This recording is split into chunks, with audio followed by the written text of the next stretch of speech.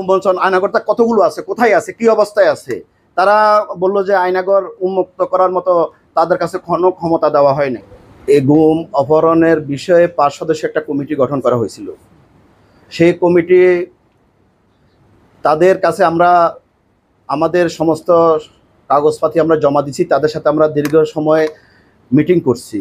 কিন্তু মিটিং করার পরে তাদের যেই কাজের যে চিন্তাধারা, অনেক বড় লম্বা রাস্তা, সেটা আসলে আমাদের যেই কাজের সাথে ওনাদের যে চিন্তাধারার সাথে এগুলো আমাদের মিলতেছে না। যেমন আমরা তাদের কাছে কয়েকটা জিনিস বলছিলাম যে আপনারা আয়নাগর নামে যে শুনছেন, আয়নাগরটা উন্মোচন করার জন্য আয়নাগর যে উন্মোচন আয়নাগরটা কতগুলো আছে, কোথায় আছে, কি অবস্থায় আছে?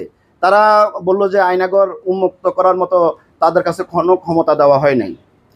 দ্বিতীয় নাম্বার, আমরা তাদের কাছে প্রশ্ন করছিলাম যে যারা করাপশন করছে, যারা অপরাধী, তারা তো দেশ থেকে পালিয়ে যাচ্ছে। আপনারা তারা যদি দেশে থেকে চলে যায় তাহলে আপনারা বিচার করবেন কার? বলে যে তাদেরকে আটকায় রাখার মতো ক্ষমতা আমাদেরকে দেওয়া হয় নাই।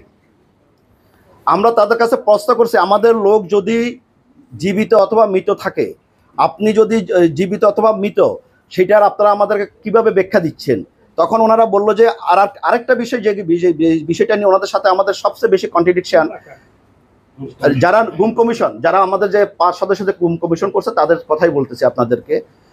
তাদের এখানে আরেকটা যে বিষয়, আমরা আমাদের যে পারিবারিকগুলো, অনেকগুলো পরিবার ক্ষতিগ্রস্ত, যদি আমরা ধরে নিলাম সে মৃত, ধরে নিলাম যে মৃত, তারা যে পারিবারিকগুলো যে ক্ষতি হয়েছে, আর্থিক ক্ষতি, বা আমাদের পরিবার থেকে যারা শিক্ষিত আছে একজনকে কর্মসংস্থানের ব্যবস্থা করে দেওয়া, বা তাদেরকে যারা মাসিক একটা ভাতা, এই যে বিষয় অনেকগুলো তাদের কাছে আমরা প্রস্তাব দিছি, কিন্তু তাদের যে কমিশনের যে তাদের কাছে এগুলো কোনো ক্ষমতা দেওয়া হয় নাই।